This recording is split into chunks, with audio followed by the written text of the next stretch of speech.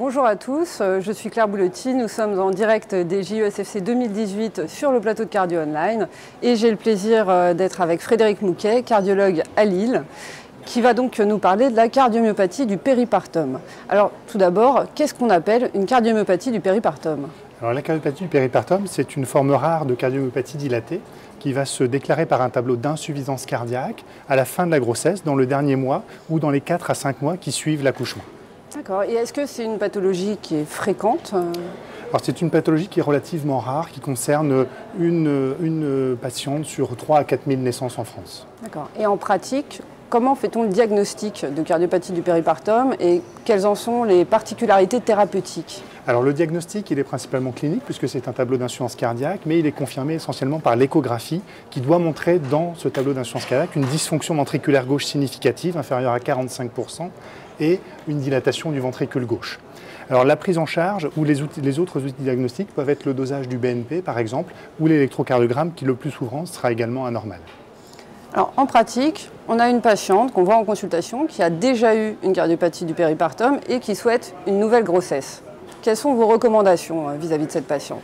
Alors, les recommandations sont le plus souvent d'essayer de décourager toute nouvelle grossesse. Toutefois, la majorité des patientes, plus de 50%, vont récupérer une fonction systolique normale sous traitement médical. Et donc, chez ces patientes qui ont récupéré une fonction systolique normale, on sait qu'en cas de nouvelle grossesse, le risque de complications reste relativement faible. Il n'y a pas de décès, il y a un risque d'une nouvelle diminution de la fonction systolique avec une moindre chance de récupération après la deuxième grossesse, mais pas de risque de décès et pas de risque majeur pour le fœtus. En revanche, chez les patientes qui ont toujours une dysfonction systolique ventriculaire gauche malgré le traitement à distance de la première grossesse, le risque de décès en cas de nouvelle grossesse est de près de 25%.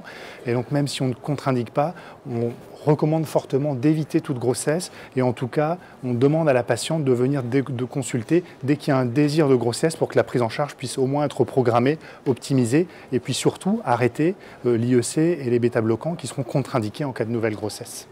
Alors en pratique, chez une patiente qu'on voit en consultation, qui a déjà eu une cardiopathie du péripartum et qui souhaite une nouvelle grossesse, quelles sont vos recommandations?